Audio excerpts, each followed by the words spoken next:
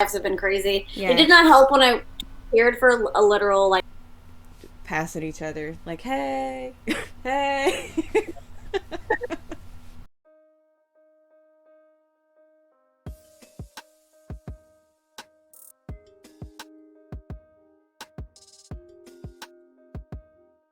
Okay, so we just finished reading the Acts of King Arthur and his loyal knights? Noble knights. nope. Noble. I assume we're recording. Well, Okay. yeah, so I'll edit out whatever we need to. Beforehand That's stuff. fine. Woohoo! Da, da, da. Well, nice. I'm pretty sure. John Steinbeck. Is it mirrored on your end? It's mirrored on my end. Like, yours is fine, but like mine is mirrored. Yes, but I don't. It's fine.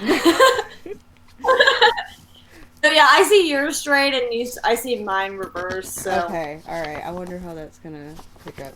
Anyway, okay, so yes, we read this, and then for April and May, we're reading East of Eden. East of Eden. Yeah. By John Steinbeck as well. A little Steinbeck corner of my bookshelf. I right like here. it.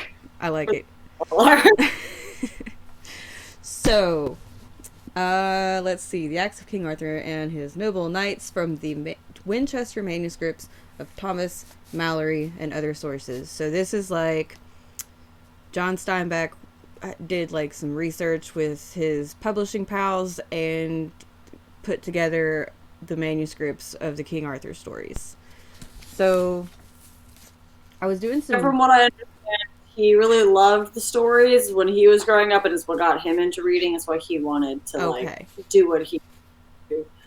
I watched a few like other people talking about this book. Nice. Before when we were originally planning to like have this discussion, so they're definitely not fresh in my mind, but that's what I was like gathered from people who did more research than we did. So the thing that I noticed was that in the back, I didn't like. Whenever I was first looking at this book, I wish that I would have intended to read all the notes in the back, because that's like letters that he sent to his publisher and his editor about the research that he was doing and how things were coming along.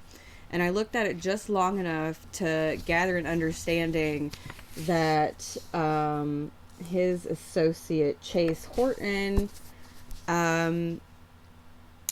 got a letter from Steinbeck saying that things were coming along, but that he wasn't sure about the ending, and then he didn't get to finish his translation before he passed. So, I don't really. So, the way if I like to start talking about anything, then you want to discuss it in a particular order, we can be like, pause, Casey, we will get there. But when I was reading this, it definitely acts very much like a translation, which is really cool because I'm very familiar, like I think most people are, with the stories of King Arthur, but I've never really read a translated effort of it. I didn't go in expecting, though, that it was going to be a translation. I went in expecting, like, Steinbeck was going to spin it and make it his own. And like you, when I was like reading the, but it was still, so needless to say, the translation was still cool because I'd never really actually read anything like a translated work from Old English, I believe, to normal. That was interesting. But what I just wonder, because this was unfinished, and I did about the same as you did. Like I skimmed the letters, but I wish I would have actually had time to read them all. But I wonder if that was his intention, or if he was going to continue working and massaging it into something of his own. But like that's the thing, we'll never know. So there's a lot of obviously potential for just imagining what could have happened with this if he was able to finish it. Yeah. So it wasn't Chase. It was the person who he refers to as ERO, which was one editor or publisher that he was working, or I think it was an editor that he was working with. And the last letter that he sent her was July 8th, 1965. And it says, "I go struggling along with the matter of Arthur.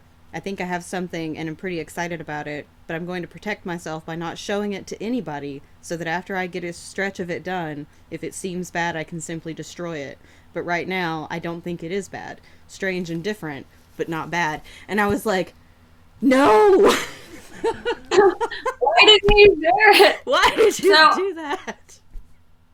Oh yeah, so that's what I think is part of just a like interesting thing about reading this book is that you just don't really know what the final intention was, but you do get his take on at least a translation of the majority of the stories. Right. Which is interesting all on its own. So yeah. I remember when I read this for required reading in high school. First of all, I was in 9th grade, and I thought that it was an absolute crime that they could make me read bullcrap classics while I was on summer break. I was like real upset about it. And I finished it, and I looked at my mom, and I was like, what? That's not an ending. And she goes, yeah, he never finished it. And I was like, why then? Why are we reading it? And obviously you can have deep philosophical discussions on like artist intent or something like that. Right. Yeah. Well, so like I can say that I have more of an historical appreciation for it now. Yeah. But as a child, I was like, what? What? Well, the book I had to read for required reading for my freshman year was Great Expectations, and I hated it so much. So I feel you, like, and because of that, I just have a hard time reading anything else by this author. So I hope this remembrance and this nostalgia journey for you with this book and you kind of appreciating it more as an adult will help you to love East of Eden when we read that, because that's my favorite book to ever exist. So I'm really excited about the fact that you said, because this is the only thing I've ever read by Steinbeck. So I think it's the only thing I've ever read by Steinbeck. Did he do Of Mice and Men? Yes, he did. Okay, so I've read Of Mice and Men. I have a little orange hardcover boy that's the most ridiculous like hardcover to ever exist. It's like a hardcover children's book, but like for an adult. That's amazing. It's only like 107 pages. That's nice, man. See, can you believe I complained about having to read that when I was a sophomore? Like, come on. So I have read something else by Steinbeck, but this is what I think of when I think of John Steinbeck, and so I'm happy to hear that it reads like a translation and not necessarily like how he writes things. It's got me more intrigued going into East of Eden, because I'm like, oh, okay, well then what's Steinbeck really got? Oh yeah, so like I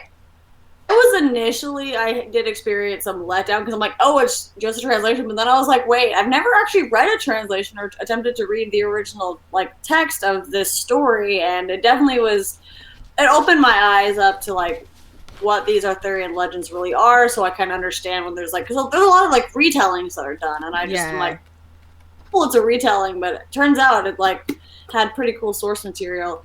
I will say, just in terms of like book enjoyment, I enjoyed the latter stories much more than the beginning ones. They were much more slow at the beginning, and Merlin was just like, I am the best. And I'm like, go away, we know you died. Right, That's yes.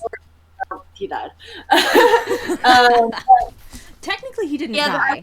Technically, he didn't die. He's just trapped. Because no one thinks to go get Merlin. Like, that was a thing. I was like, why is no one going to get Merlin? Like, he's in a cave somewhere. Somebody could figure, you can move the rock. Like, enough people could go and move the rock and get Merlin out. Right. Also, yeah. You're correct. Yeah. But yeah, I would not take this, or even Of Mice and Men necessarily, as something that is really definitive of how Steinbeck actually writes. I think he won the Nobel Prize for Of Mice and Men. Yeah. Infringing, because I'm not sure if it was that book. He might have won it for Grapes of Wrath. I think it was Grapes of Wrath. I think it was Grapes of Wrath, yeah. A lot more sense. I was intending for this like Steinbeck read along for me to include, like, sneak in a reread of Grapes of Wrath. I have started it. I have not finished it. I've been way too busy. But I will reread it this year just because I haven't read it since high school. But that was a book that was like, oh my god, I love the way this guy writes. Yeah. I'm gonna go read his books. So I kind of feel the like high school, except for I had a good experience with Grapes of Wrath. You did not have a good experience with this book. But I will say for East of Eden, it's going to be very different than this, but like you do get to see some of the ways he uses just descriptive language in this book that are exponentially better in East. Yeah. So yeah. I remember when I read this book, I was like, why does everyone love this guy? Like, I don't get it. It's boring. And like the thing is, oh well, I had a question real quick before I get distracted by that. Does your version have the and this is the end of the book, so this is spoilers. This is really not a discussion you're going to be able to watch if you're looking for no spoilers on King Arthur. Like, I can't help you. I'm sorry. It's a book club event. Read the book and then watch the video. Right. Yeah. So then, does yours have like this old English down at the bottom of some of them? Yes, I think so. Hold on, I'm trying to find the end of the Lancelot to see if there was one, and then check this one. Yes, it does. It's the explicit noble tale of Sir Lancelot du Lake. Then also and so that time Sir Lancelot, the greatest name of only knight in the whole world. Yeah. Okay, so the thing that I find really fascinating about that is that he puts that in there, and it gives a lot of perspective for like how much of a labor of love this had to be, like translating that into what was modern day English in the 1960s, you know, like, my God, he had to read manuscripts of Old English to get this stuff. Also cool that the foreword was done by Christopher Paolini, the guy that I think wrote Aragon and that other stars. That guy. Yeah. It's cool that he did the foreword, because if you're wanting to read this book to just get this, you should. If you're trying to read this to get a Steinbeck version, like a retelling, I would not go into that assuming that. Mm-hmm. But if you wanted to a translated work of the King Arthur and his noble knights, like the tales and all of that, then this I think is very accurate, I can imagine, because he didn't have enough time to put his own spin on it, so to speak. He basically got translation, labor of love efforts. But I like that Christopher Paolini said he read the Caxton version of Sir Thomas Malory, so I assume he also read it translated, the one that I think Steinbeck read. Yeah. And I fell in love with this. I fell in love with that immortal book. I think that's just it's a good way to describe the tales and the mythology that this is, first of all. Yeah. And then Paolini was like, I wish I'd read this version, because it would have been like very easy to understand and it would have just been a very accessible way to access the stories, which I do. Right. Yeah, I agree.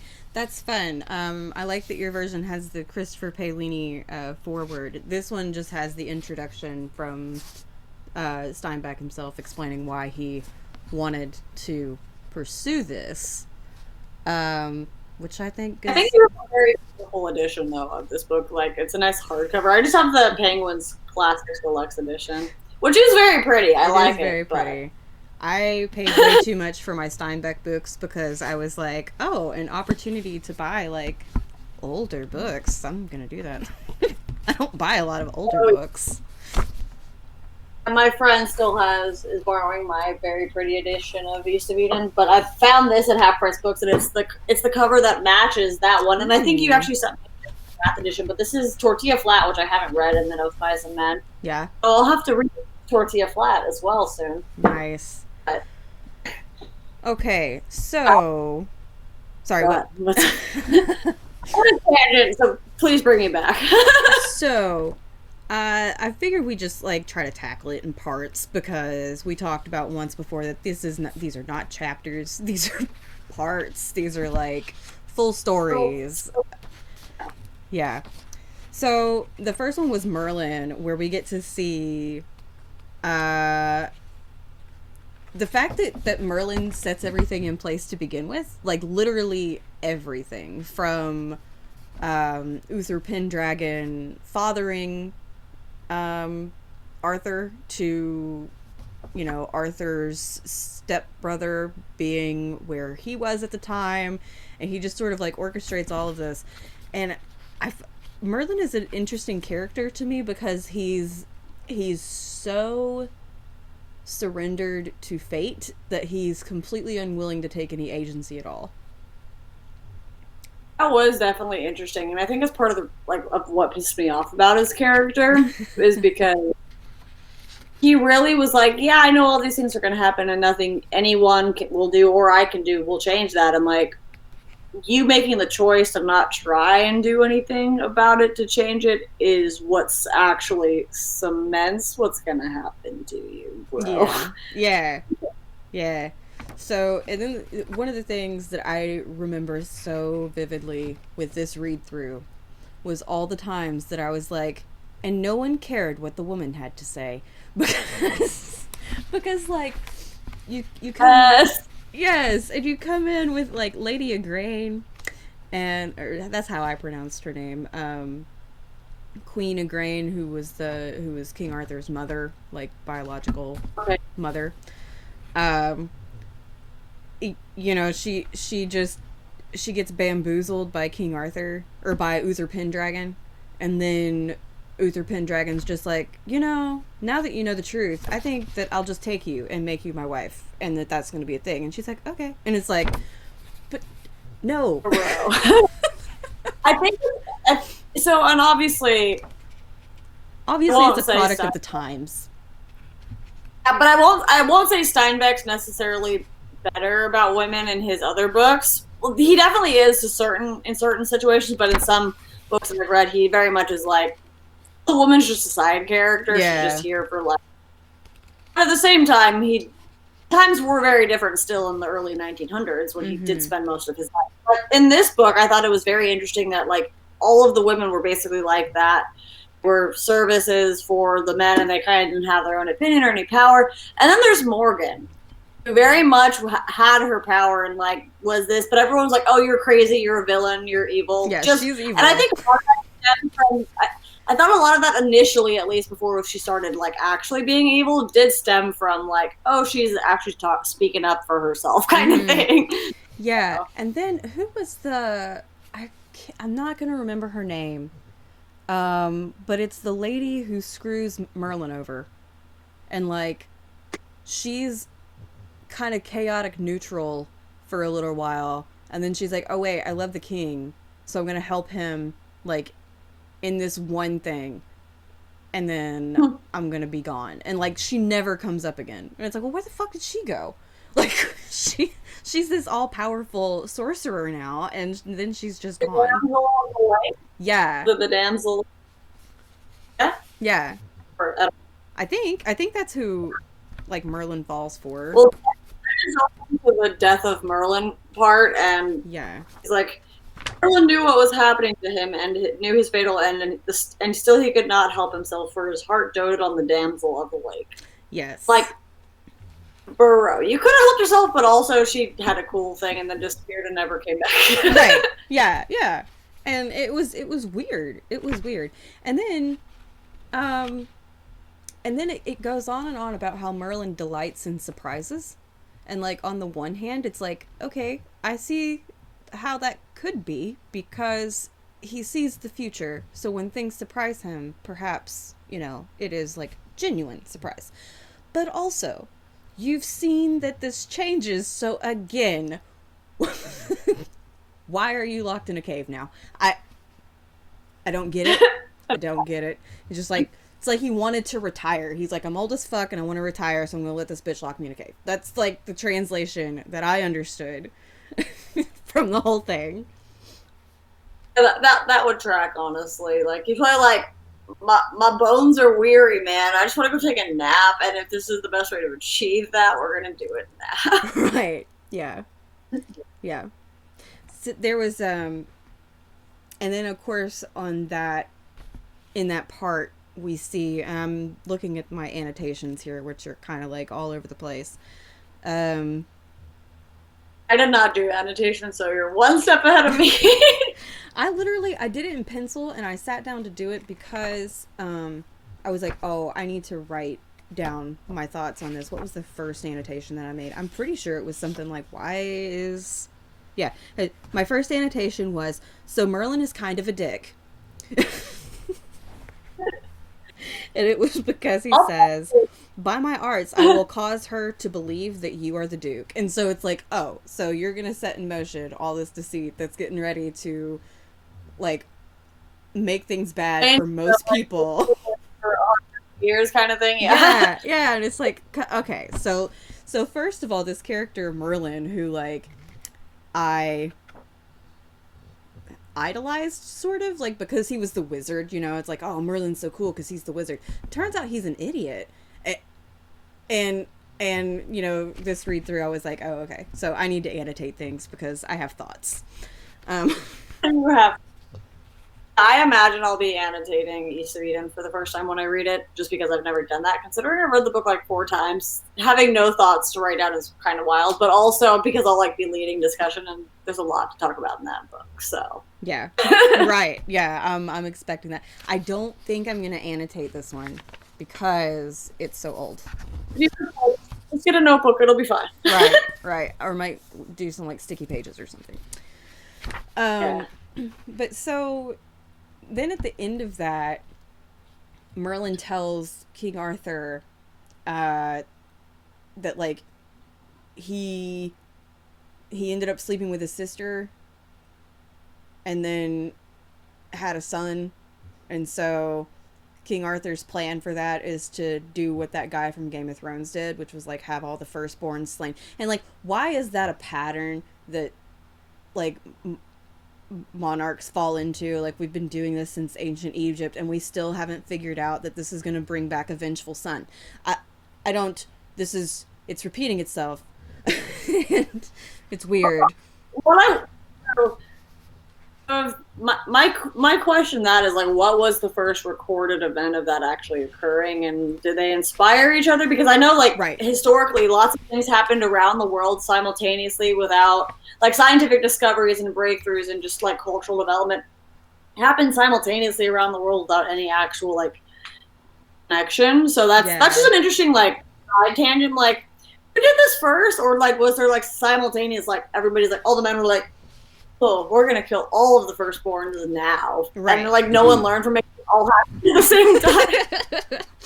Yeah, so I thought that was very interesting that he was like, this is how I'm gonna fix it, and I was like, right. What was that? Or it happened enough in history that people added it to literature. Yeah, one of the two. Like, I don't know.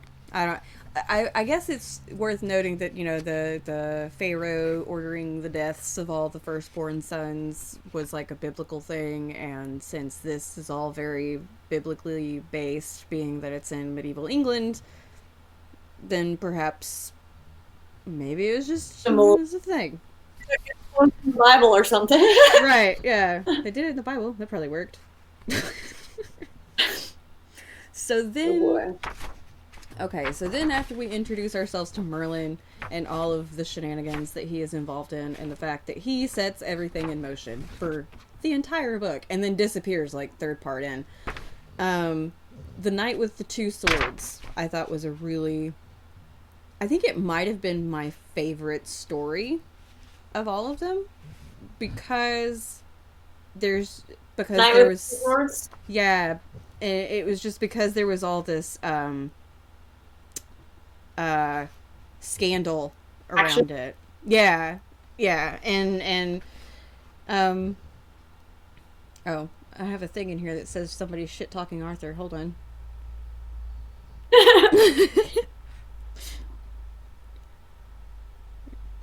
Only a clean and unstained knight may draw it, and must be of noble blood on both his mother's and his father's side. Oh, okay. I don't know why I thought that was so scandalous.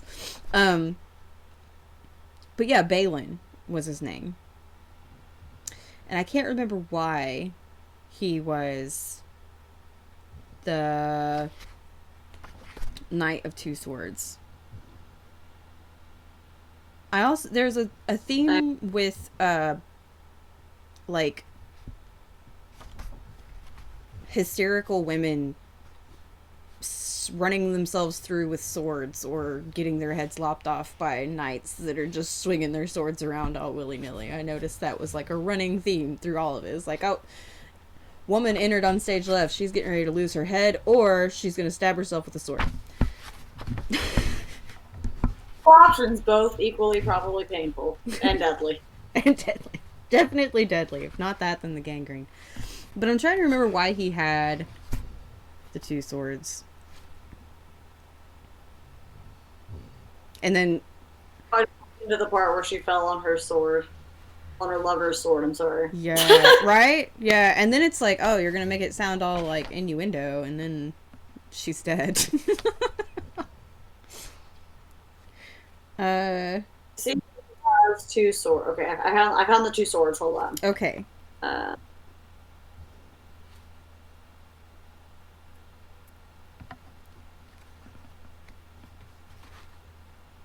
so I don't know how he got the two swords. You see that he wears but... two swords. I liked that there were. This book also solidified for me that it is, this read through solidified that it is in fact fantasy. You know, they talk about dwarves and the dragons and the things, and it's like, oh, okay, so this is fantasy. It just happens to be wrapped up in the average man's like expectations in this world. I think a lot of people, especially who read like only modern fantasy, fail to like understand where the actual roots of fantasy were, which were definitely like Arthurian legends, and also like a lot of the Greek and ancient mythology in general from multiple cultures. That's a lot of the magical elements from that helped shape the fantasy genre that we see today. So yeah. People are like, oh, so like the Odyssey is not fantasy. I'm like, well, it kind of could be if you like, or it's inspired fantasy that came after it. Yeah, so. yeah. Well, and this is clear. That's clearly what. And King Arthur, the myths and lore of King Arthur is not an exception to that. It's also original fantasy, basically. Yes. So, he kills the King of Ireland, and then he kills her lover by accident or something. And then he has two swords. And then he has two swords. Oh, was that it? That he has to, like, carry that sword? Because, yeah, and then, of course, Merlin's in here stirring the pot. In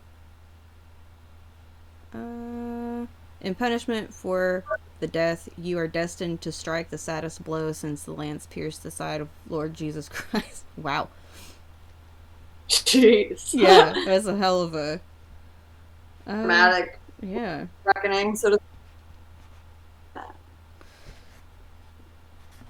I think Lala killed that one of Arthur's knights, which is where he got the sword, and then the knight that he killed's lover killed herself on the sword, and now he's carrying the two swords, and Merlin told the whole, like, you will now commit the saddest thing since Jesus is lancing on his side. So, I think he got the sword and had to carry the sword because he killed one of King Arthur's knights by accident or something. See, I thought, as I was glancing through, I thought that might have been the case, but then I also thought it was something like he had a knight, he was like a knight for King Arthur, and then he ended up, oh, was it that he killed the Lady of the Lake? Was he the dude that killed the Lady of the Lake? No, because she comes back in the Death of Merlin chapter. She's the daughter of the lake or something, isn't she? Or he might like, I don't know. Killed some people, has some swords, is destined for a depressing fate. Yeah, well, and I think the thing that ended up getting me with that story was it actually comes later, and it's not actually the knight with the two swords, but it's the two brothers, the Balin and Balon, or Balin and Balin, however, and they end up killing each other later, which ends up being kind of tragic. Yes, there's a lot of tragedy in this show. So then, what did you think of the next part, the wedding of King Arthur? Okay, let's see if I remember what happened in this part. Guinevere's involved, obviously. Mm-hmm. And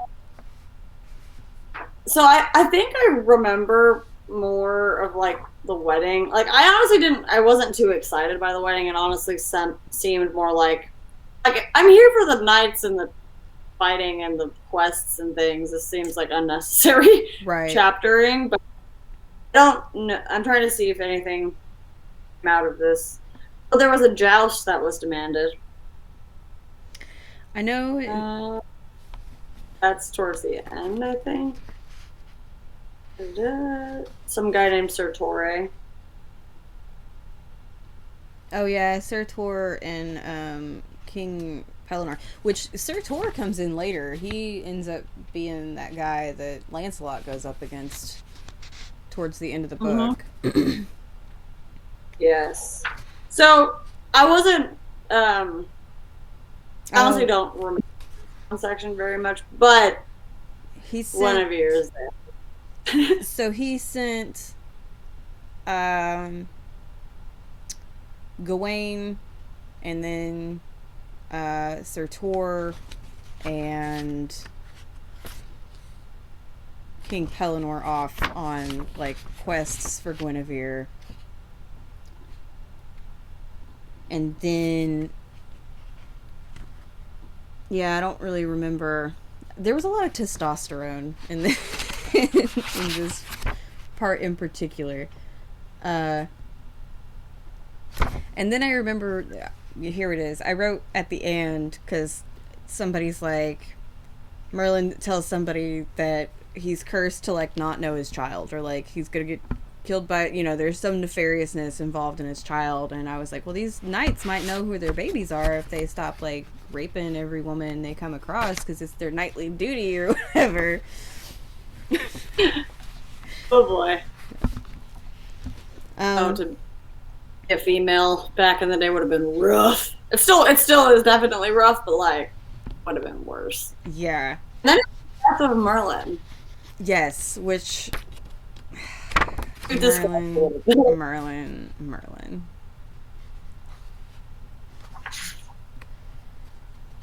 Oh, there we go. Okay, I was like, this isn't the Merlin chapter. Yes. I did like that Arthur asked him, like, you are the wisest man alive. You know what is coming. Why do you not make a plan to save yourself? He's like, well, I can't. Yeah, it's already foretold. Okay, so Galahad becomes Lancelot. We find that out in this part. Oh, and then Nynaeve was the lady of the... Nynaeve, name is like, relatively similar to one of the females in the Wheel of Time. Oh, yeah? Nynaeve, yeah.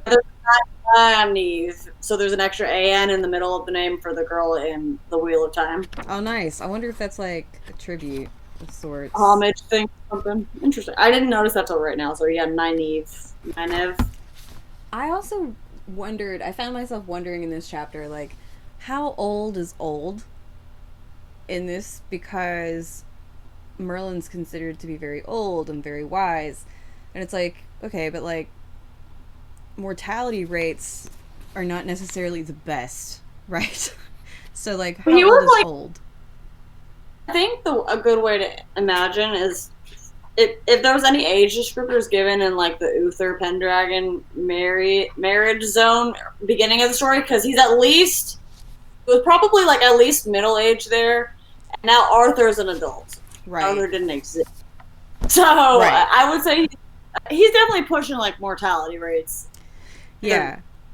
He's not like just an ancient being or something. Yeah, because they talk about how young Nynaeve is, and I was like, Merlin is a dirty old man. Like, he's pursuing this person who's like probably like 18 because she's, marriable, but she's like older. It was the middle. What is it? Well, I said she could have been younger. It is the Middle Ages. Right, yeah. So it's like, this is a dirty old man. I'm kind of glad she shoved him behind a rock. For sure. Give me just a second. I gotta go run and grab my power cord. No worries.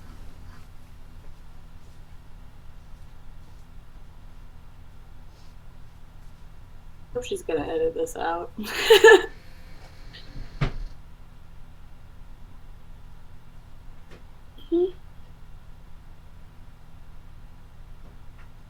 case she doesn't, though, Travel with Charlie is a really fun book to read. I recommend it a lot.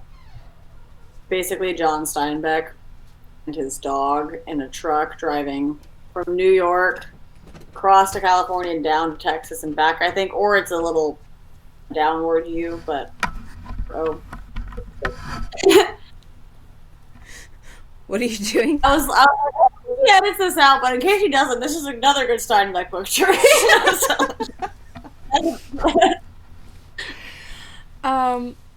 I thought of something while I was up, and it's going to require like a split-second backtrack to the... I want this to go away. Okay. To King Arthur's marriage. And that is that whenever he marries Guinevere and he sends those 3 knights out on quest, he does it... I can't remember his reasoning for it because it's some arbitrary testosterone-fueled medieval thing. But he was starting to like set the standard for knighthood at that point, because up until then it wasn't required that you be honorable or anything like that to be a knight. Like it was this supposed holy appointment. I think. Appointment? When I think appointment, I think calendar. But yes, appointment. And that's when he starts to I feel like that's when the seeds was planted for like, okay, we need rules for these people who are just gallivanting across the country. Morals crazy. And sometimes people need rules to have morals. Right, yeah, like rules drive morality, as it turns out. Why do you think there's so many religions? But that was a joke. But also. Okay, so then we have the death of Merlin, which I think is funny that it's called a death because he didn't technically die. We didn't see him die. But then they start gathering the Knights of the Round Table. There was less sitting at a round table than I expected there to be. Right. Like, how many times were they even all at the same table? No idea. Not much in this adaptation or translation. So then the next part is Morgan Le Fay, which I was a lot more excited to read about than I should have been, because she didn't start her badassery until like later when she started messing with Lancelot. She was kind of just a petty sibling at this point in this chapter. Yeah. Oh, I thought it was interesting that they that it says in a nunnery she studied necromancy, and I was like, how though, and why? Because I don't get it. How what normally goes on in a nunnery turns out. Yeah, so I thought that was weird. And then like she has this guy that she's like married to or something, you know, like she has someone she's like in tryst with, but then she's just kind of using him to get at King Arthur. And isn't this the chapter where she puts everybody to sleep? I think so, yes. Hatred was her passion and destruction was her pleasure.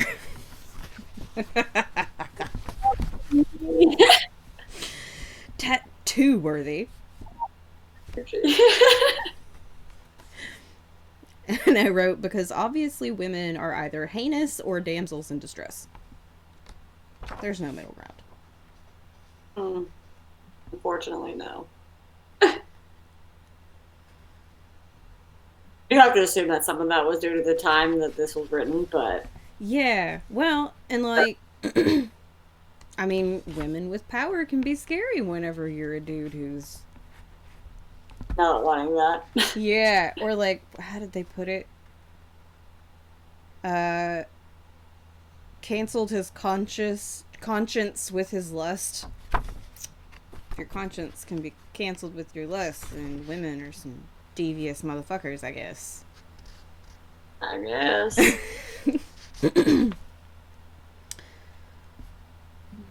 Oh, yes. Okay, so Nynaeve had watched the combat, hoping for the decision of God against the treason of Morgan Le Fay. And I didn't understand that either, because she's someone who uses sorcery and necromancy, which is supposed to be against God. So why is she waiting for the, like, you're riding the fence. And I don't think it's gonna work. She basically quote unquote killed or trapped the other like good sorcerer person. Mm-hmm. It was very symbolic, probably like with religious allegories thrown all in there about Merlin versus like of the light versus the dark, which is Morgan Le Fay. So she Lady of the Lake, 90 or whatever her name is definitely toeing that line. Yeah. Probably crossed the line to the dark side when she put Merlin behind the rock, but now she's like, oh, Morgan's really scary, and I don't know if I want to deal with her. Right.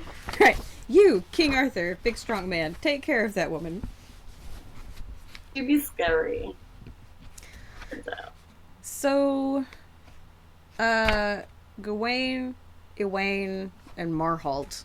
This was the one where they went out with the three ladies. And I think this was a very good one, too. I basically, honestly, after Merlin was behind his rock, I enjoyed them more. Well, because putting him behind the rock made it to where he wasn't spoiling what was going to happen. Exactly. Yeah. Exactly. It's like, Merlin, shut up. That's what the story's going to be. Let us experience it. Yes. Oh, first annotation I made in this one was Morgan Le Fay should be burned. Date compared to other witch trials, which I guess is probably far away. But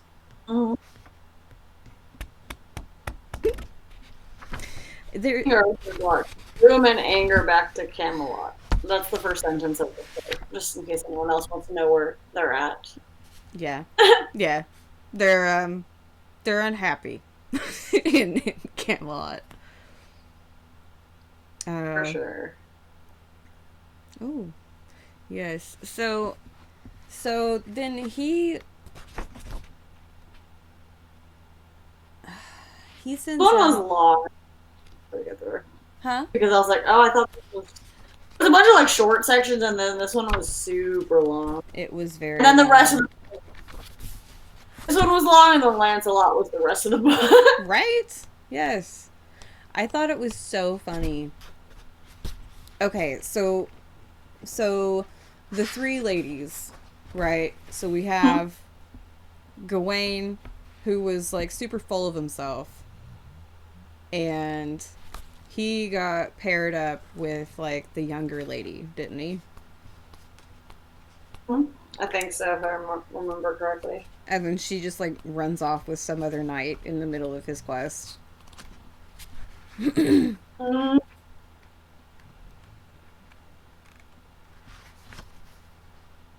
Dragons can see in the dark like cats.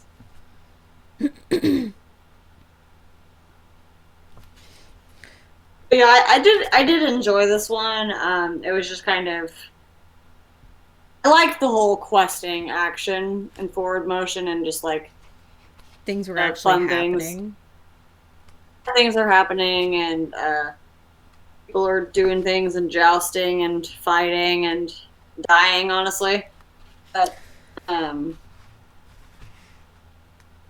did enjoy that, and I wasn't very aware of those stories at all. Like, I think everybody's most probably familiar with the story of Lancelot. Mm-hmm. Of any of the like Sword from the Stone, which happened at the beginning.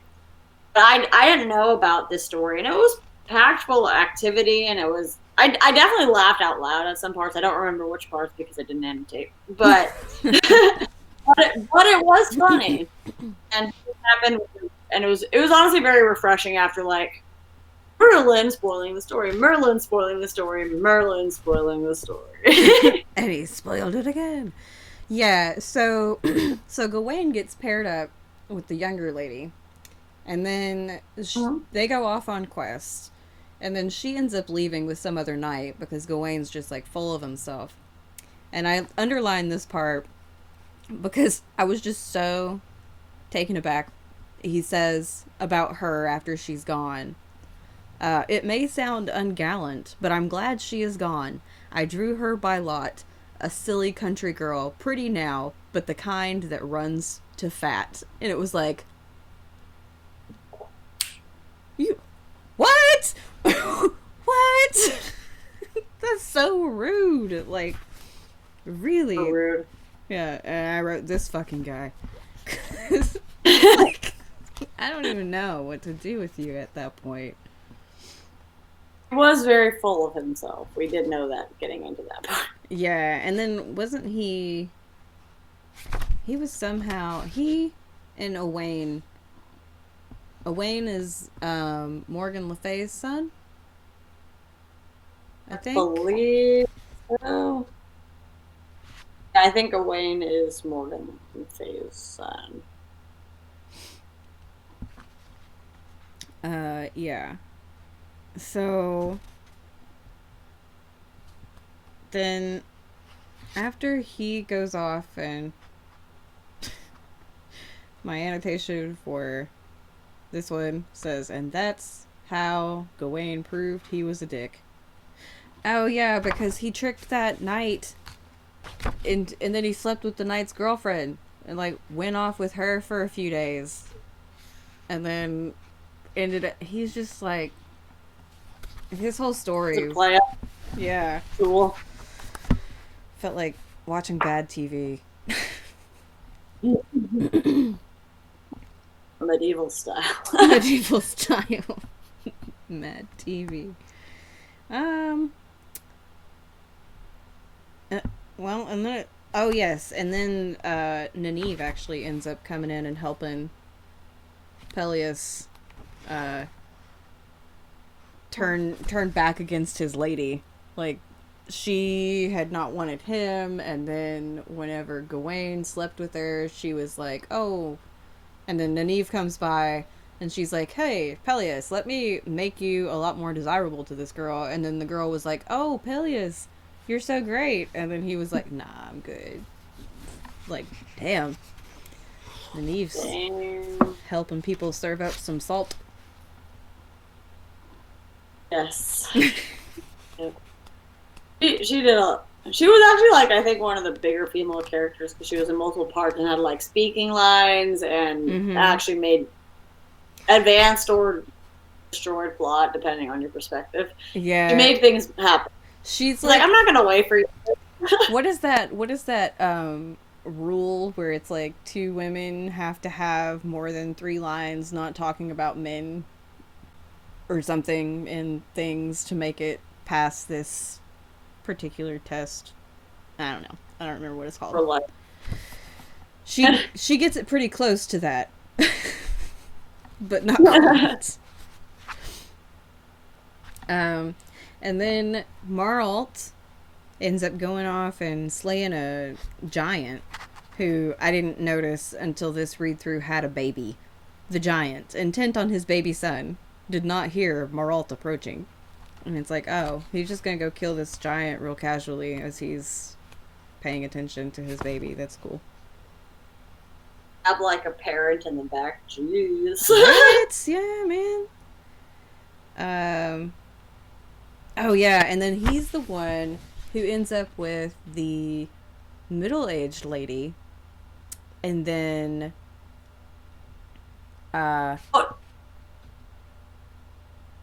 is he the one that has to like marry the old lady who turns young or something like that?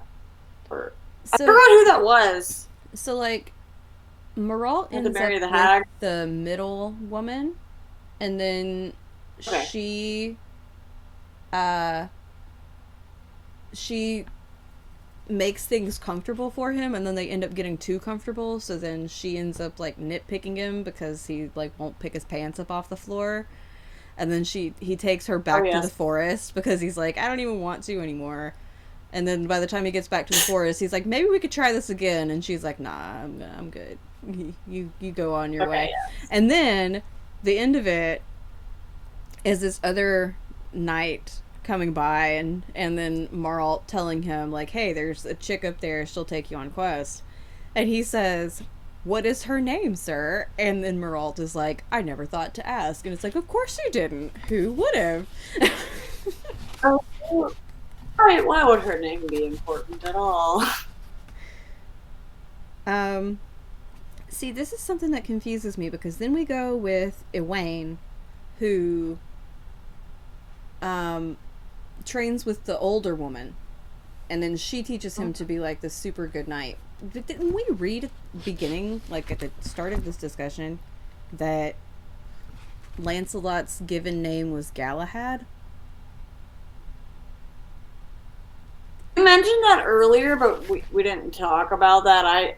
I don't remember, but I can Google that real quick. Okay, because I'm confused about it, because like Merlin announces him as having had a different name, but he'll be named as Lancelot or something. But then Egwene ends up being Lancelot because he's Lancelot's original name, but it was changed to Lancelot when he was a child.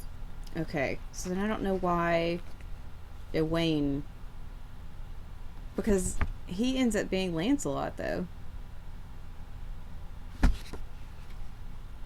He's the one who rides with the older knight, and she teaches him how to ride in the horse differently, which is one of the things that Lancelot mentions in his story that people can identify him by, because he rides in his horse differently than other people do.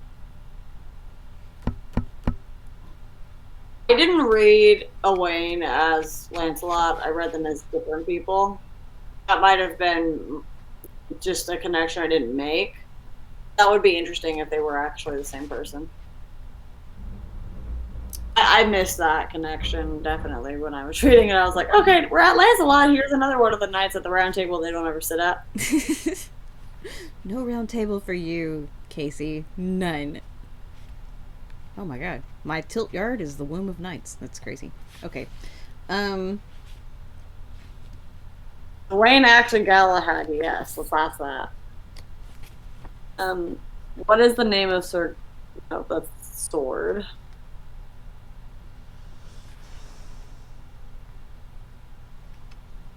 They're not the same person. So then... Might have been a sword that was transferred between Owain and Galahad. But it's not clear on the Google immediately.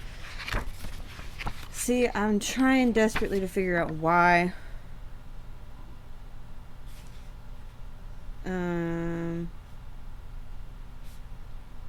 Why I made that jump. I need to stand up real quick. My legs are cramping. I will be right back because I'm sitting on the floor. Okay.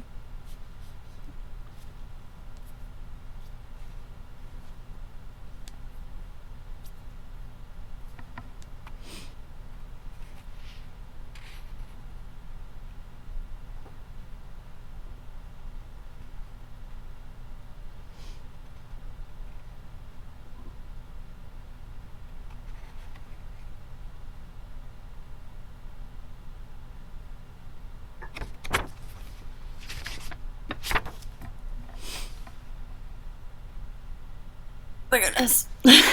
I'm back. I have returned.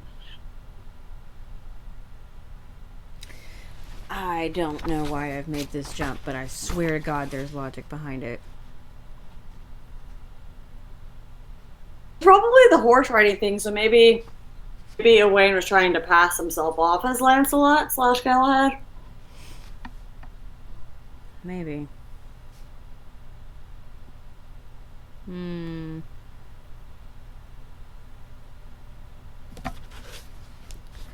I like how at the end of this they're like, and each prepared his tale as he would have it told and repeated down the ages. It's like, decide your own legacy, do you?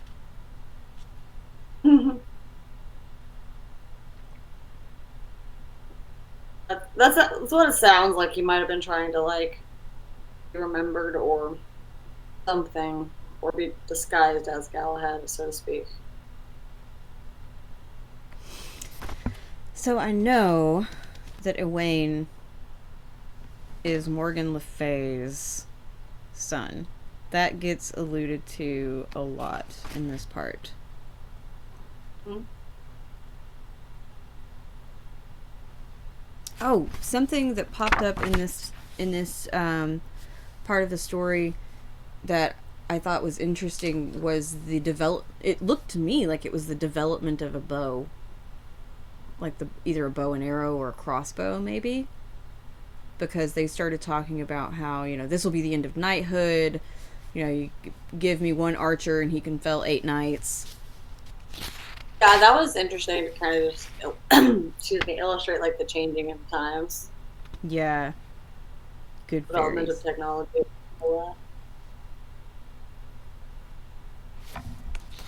It did have a page bookmarked, which is, I guess, the closest thing to annotating, and for whenever we get to the Lancelot section. I had a thought on that, really. It's a very nice quote on my page 291. So, if low-born men could stand up to those born to rule, religion, government, the whole world would fall to pieces. It's like the big concern that they end up having there. All the bow and arrow. Yeah. It was like, man, priorities. Okay, I don't know why I made that connection. It does make me wonder, though, because I could have sworn. I don't know. Maybe on my next reread, that'll be something. Did you get those trees covered? No, I didn't. Add that in your. I'm sorry. I'll go do it now. No, it's done. Oh, thank you. Did you do? Try to set me up. Well, and you said you were going to do it. I know. I'm sorry. Okay, so then. Put it in your little YouTube description area, so that way you can let people know. What is it? We figure out if Egwene is actually Lancelot. You'll just have to include it in the YouTube description. Yeah, or maybe record a little piece to tack on in here somewhere.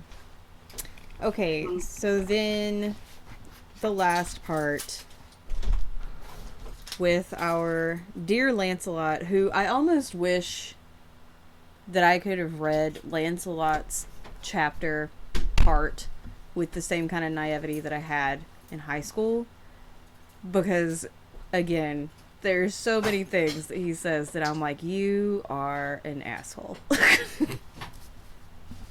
Oh, for sure. I did like his story just generally, though, because he's like trying to live up to the expectation of knighthood, and he's one of the last quote unquote great knights, and he's trying to develop this almost this training regiment called questing, and these tasks for people to go to try and achieve to work on training. And he does have some innocence in him, but I will agree with you. He's not all nice and shiny and all that, but I do think that he spoke to the humanity of it, because he was he tried for perfection more than any of the other knights did, and then in the end he still fell short because of his own passions, you know. Oh, I don't want to get too far. What? Sorry, what was that? I was going to say, I don't want to get too far into a Stormlight Archive rant, but I did make a couple of connections with some of the things that Sanderson wrote in Stormlight Archive, and this one in particular. I feel like Adolin said something along the lines of, nothing rusts so quickly as an unused sword or an idle soldier. And I was like, I swear to God, one of the Cullens said that. I know they did. I remember That's an awesome, yeah. Yeah. Yes, indeed. So I think my favorite part of this chapter, clearly the one I remember the most at this point, is when he's talking to Sir Kay, I believe. It's pretty, I think it's towards the end of the section. Yes, his whole thing with Sir Kay is brilliant. Yeah, I think This is a monologue from Sir Kay, actually. I'm not going to read the whole thing, but on mine it's page 291, but it's the only thing I like actually bookmarked, like there's a folded page. And it's so hard that it will smash a hammer and be worn away by little grains of moving sand, and a heart that will not break under the great blows of fate can be eroded by the nibbling of numbers, the creeping of days, the numbing of treachery, of littleness, of important littleness, so on and so forth. It's a whole like monologue. It's literally like the whole page. Yeah. I know you know, but I'm talking to them. Like, I like that whole sentiment, and it really, well, the monologue itself was just important because it's like, I think we're so tough against a big thing, but it's lots of little things that really like will get us down or like erode or even make change. Like lots of little people working together, doing small things can still make a change. So I liked that whole section. I did too. Yeah, I liked Kay's take on things because like you said, he puts it in this way of like, as long as we're seeking honor and we're out doing these things and we're being knights, then we can do that and we feel good about it. But then he's always stuck at the castle, getting the feasts together, making sure that everybody has enough food, making sure the wine doesn't run out. And King Arthur, being King Arthur, is always like, yes, more, get it, make them happy, feed them all. And Kay's like, but the numbers don't work, man. They just don't work. Yeah, I really liked that. Lancelot's story was that whole interaction, but I also did like the whole like, well, I guess I need to go figure out what my quest is going to be. And he's like, well, I guess I'll just start walking and see what happens. Right? Yeah. So I liked his little adventure with Lionel, Sir Lionel, his nephew.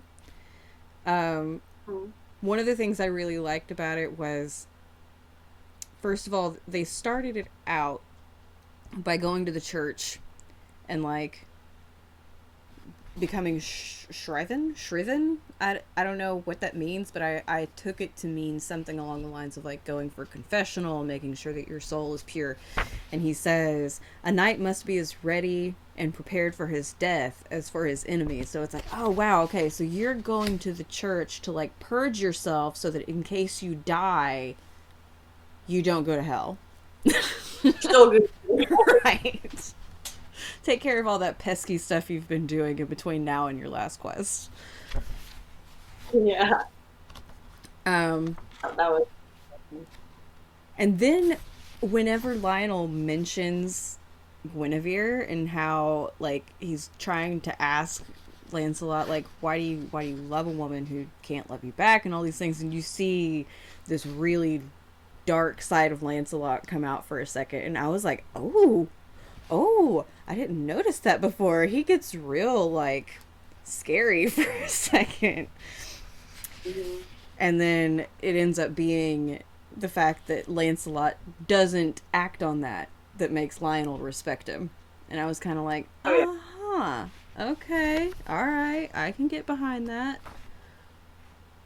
Yes, I did like that whole exchange as well. And there's nothing like a little unrequited love to spice up a story. God, man. And the thing is, like, you get to the end of it and you realize that it's not necessarily unrequited. And it's like, ooh, your honor, bro. Your honor. It's gone. Like makes the right choice to be respectful in that situation, which I do therefore respect his character for. So. Yeah. Yeah.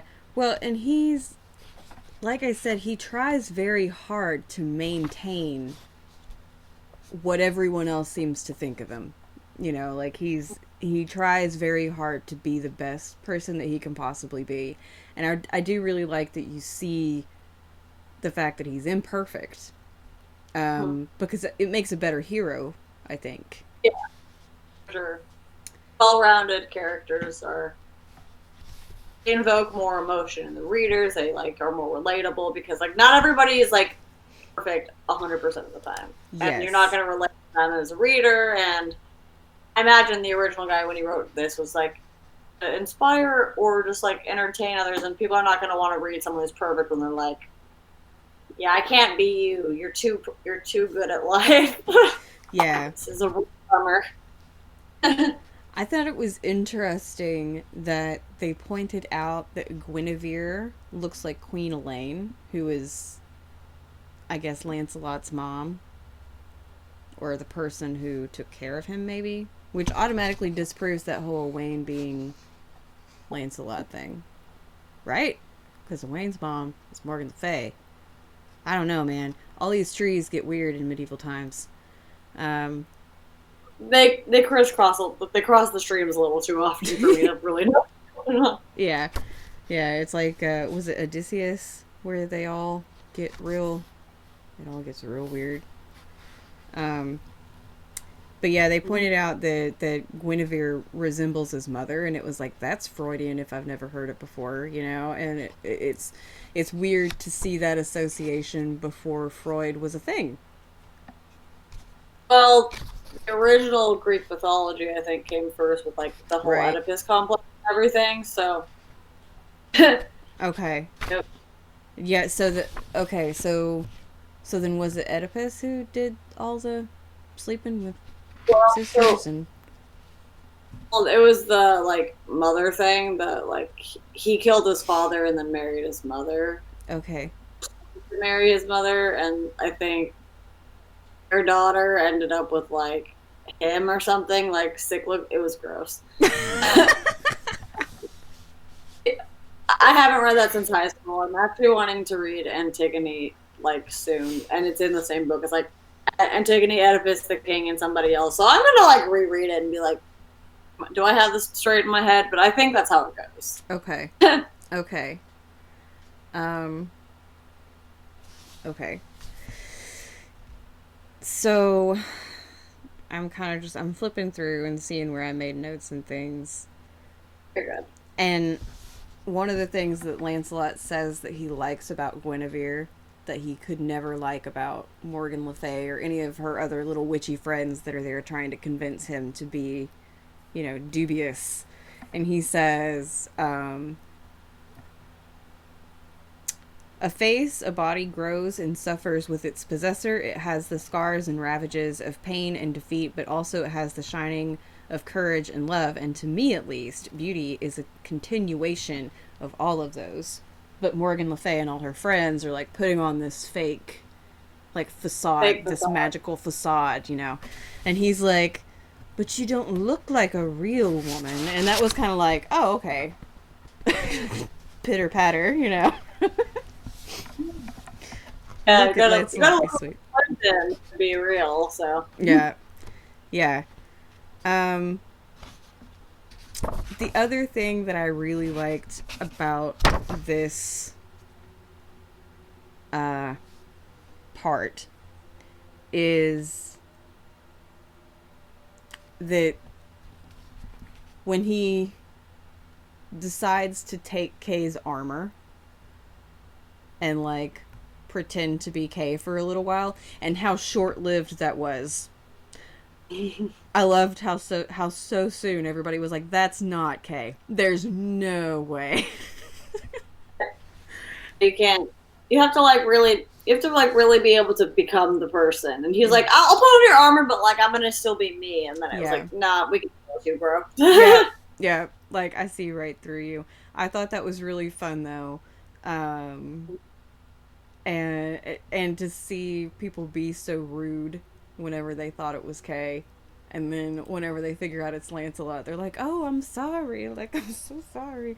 And I had to wonder, like, is that sort of like the medieval equivalent of a mafia backing, like having Lancelot come and be like, listen, you're gonna leave Kay alone because I said so.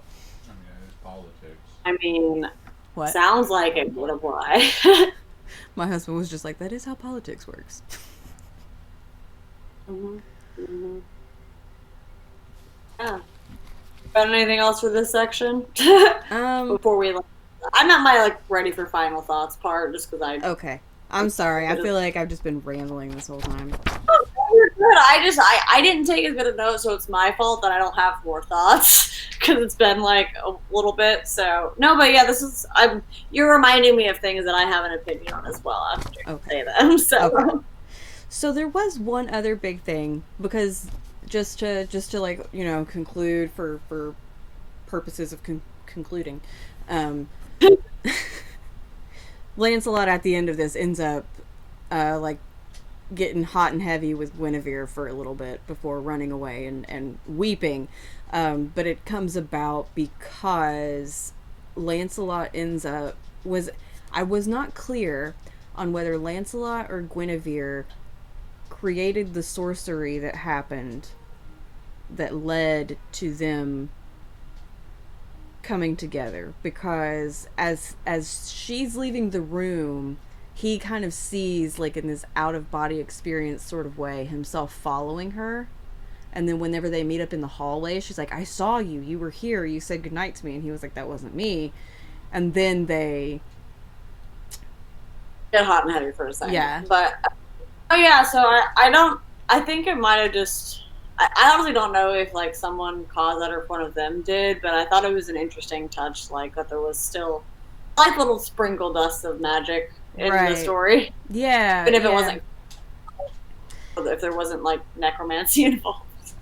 Yeah, so I had to wonder about that. I was like, I wonder if that's like just sort of like the magic of the universe, I guess, of their...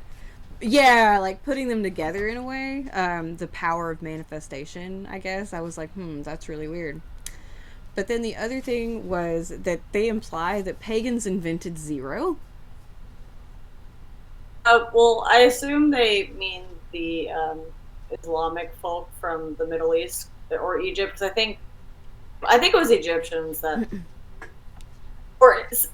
the number zero was first like a word that existed in Arabic, if I remember correctly. Okay. Because I had no background on that, and whenever I came across it, you know, it was like, what? The pagans? What? Yeah, there was no concept of nothing. Huh? There was no concept of nothing before paganism. No concept of nothing before paganism, Lucas says.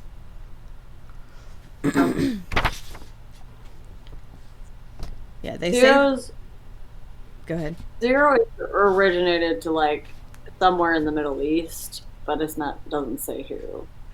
But I think it was actually first recorded zero was the Mayas, Mesopotamia region, and then the Mayas. Yeah.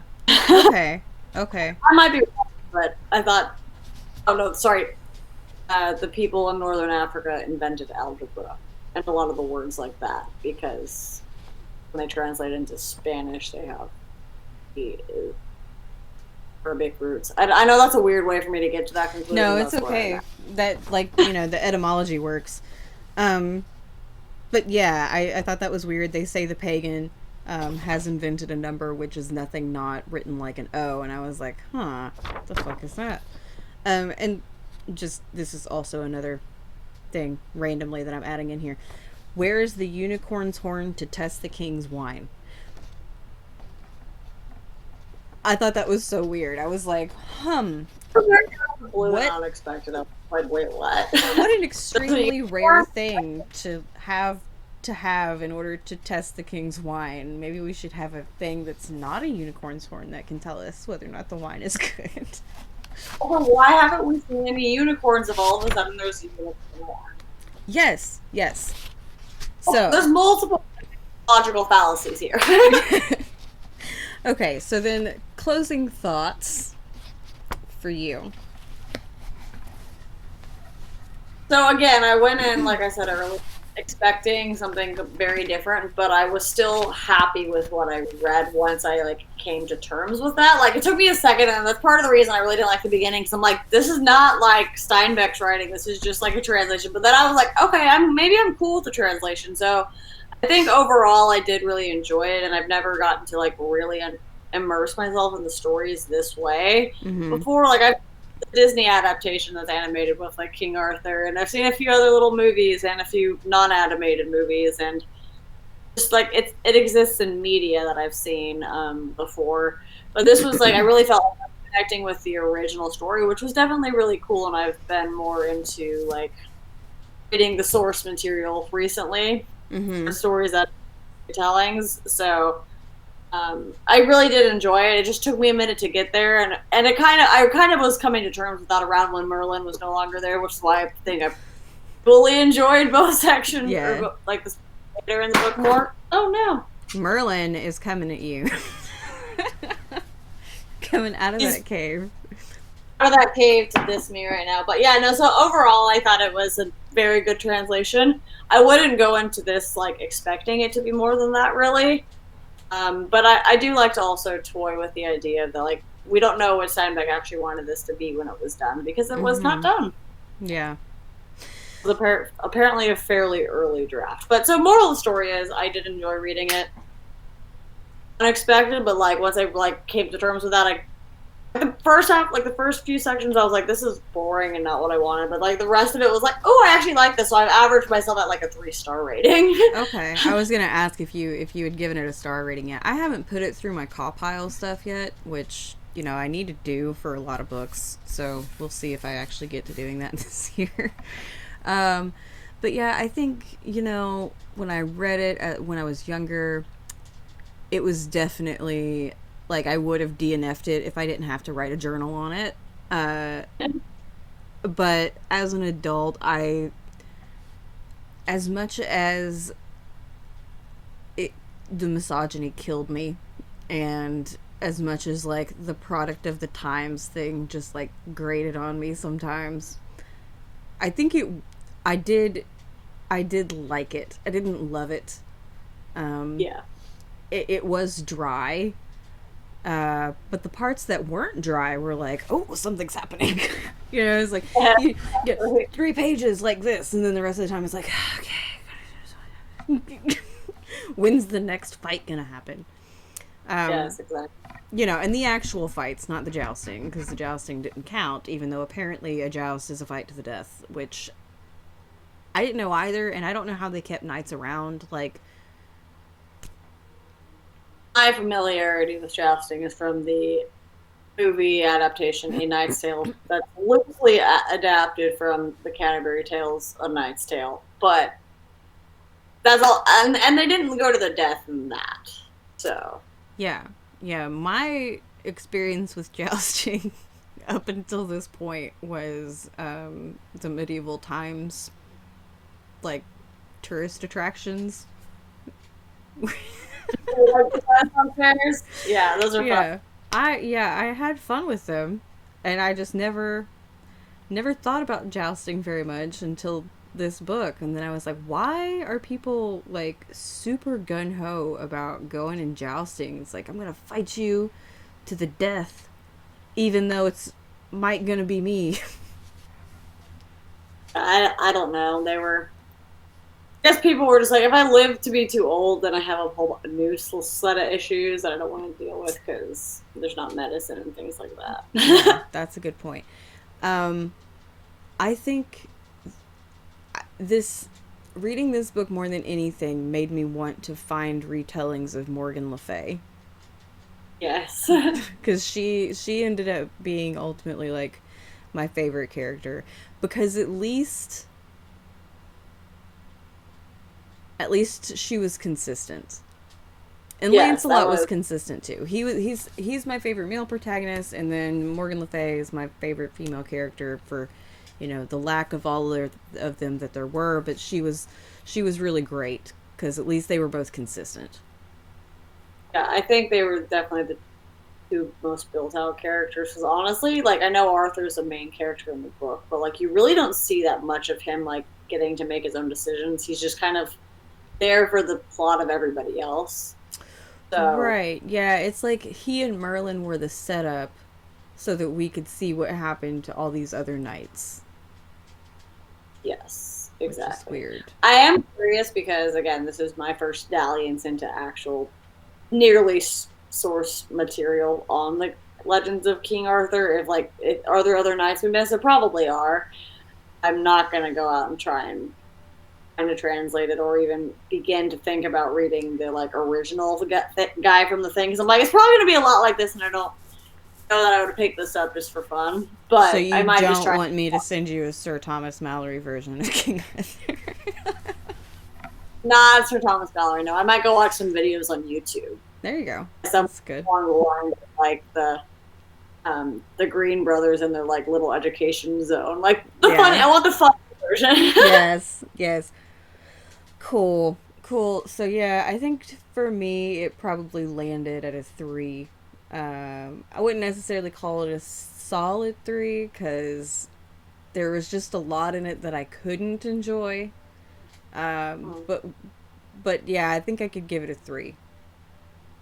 I don't even know how solid my 3. I basically my rating system is very weak. It's like if I enjoyed it at all, it's gonna get a 3. Like yes, no, that's where I'm at. 'Cause I'm like, it takes me like not finishing a book or like really, really hating it for me to give it less than a 3. So I'm like, if I enjoyed it at all, I'm gonna keep it and exploit it, which means it deserves to be a 3. And if I don't give it a 3, I don't put it on my bookshelf. Right. Yeah. And I don't keep it. Well, I think the only book that I've ever given 1 star was called Secret of the Devil Vine, and it was literally just the worst ever book I've ever read ever. It doesn't sound exciting. I did not make it through this. Beautiful and Damned. I'm gonna try again before I get on it, but they were just so mean and petty, and I'm like, all right now. I don't have time for this. I don't have the emotions to deal with your bullshittery, so. Alright, so in East of Eden, we are reading this in April and May, so I imagine that our show for that will be sometime between May and July, based on how mine and Casey's schedules work. So, yeah, if y'all are still watching the video at this point, YouTube, there's 55 chapters, and some of the chapters have like sub-chapters, but there's 55 numbered chapters. So the loose goal, I think, just so we can make sure we actually try our best to read it between April and May, is a chapter a day, there'll be like an extra 6 days. So if you read a few more chapters, you have like on a weekend day, you have a few days in the week you don't need to read a chapter, kind of thing. Also, I will probably read this book much faster than that, so I will try and go slow and only read one chapter. Oh, so I wanted to ask before we went, because like my edition is old and didn't come with a dust cover and has no back matter. So I was gonna ask you, what is the Casey summary of East of Eden? What am I getting ready to get into? Well, let me analyze what the dust jacket here says.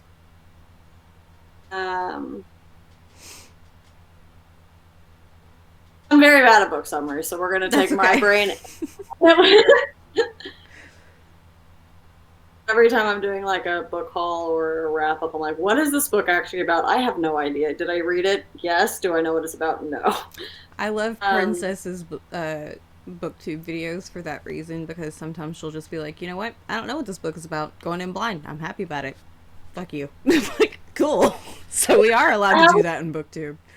Well, I actually have a video that I think should have gone out around 9 o'clock, so a few minutes ago. Because my birthday is this month, I'm doing the 25 books I've read before I'm 25, most of which are already on TBR videos that I've already posted. But moral of the story is, I'm like, I don't know anything about this book. Moving on. That was the whole idea. You know. Anyways, East of Eden is a retelling in a way of like the fall from the grace of God. So it's versus like when you're like outside of the Garden of Eden, like after you've already been kicked out, this is why y'all are horrible people and whatnot. But basically it's set in California, and you're following the Trasks and the Hamiltons as like the two main families. Most of John Steinbeck's books are set in the Salinas Valley area in California because that's where he is from, so this one is no exception to that. And basically the Hamiltons, I believe, are loosely modeled after his own family in terms of like their characters and like they're nice, sane people who like worked hard and did things. The Trasks, on the other hand, are not messes, and they're the like so basically, sorry, there's been tangents in my brain, but basically we're following these two families as they try and like build up their homesteads in this valley in Salinas, California, during the like Is this like a it's Great not Depression? really, no, so it's not directly in the middle of like when everybody else is going out exploring. It's a little bit after that, so there is some like established small cities and towns and stuff. So it's I like think it's post Gold Rush. yes, exactly. Okay. Basically, what the book itself says is that set in the rich farmland of California's Salinas Valley, the sprawling and often brutal novel follows the intertwined destinies of two families, the Deaths and the Hamiltons, whose generations help helplessly reenact the fall of Adam and Eve and the poisonous rivalry of Cain and Abel. But so there is a lot of like biblical references in this book. There's a few characters that are absolute psychopaths. They're amazing. I hate them. Like, such a good villain way that you just don't expect to come out of like the rest of the story. I'm very interested to see what you think about Kathy. Okay. I don't know what I'm talking about when you meet her, but honestly, I think one of my favorite characters is their farmhand, actually named Lee. He's so wise, such good depth, and a lot of the most beautiful words come out of his mouth. But just it's hard to really. It's very difficult to describe this book, as you can probably gather. But I love it. It's a lot. I'm excited to see what you think about it. Yay! Okay, so then I led the discussion on this one because I had read King Arthur, which means next time Casey is going to be leading the discussion on East of Eden. We're going to be posting this on both of our channels. Casey is at Casey is Booked, and I am at Katie Reads Books. Woo! Woo! Here's to Steinbeck. This has been fun. It's hard for me to convince people to read these kind of books, so I appreciate that you were willing to do this adventure with me. Yeah.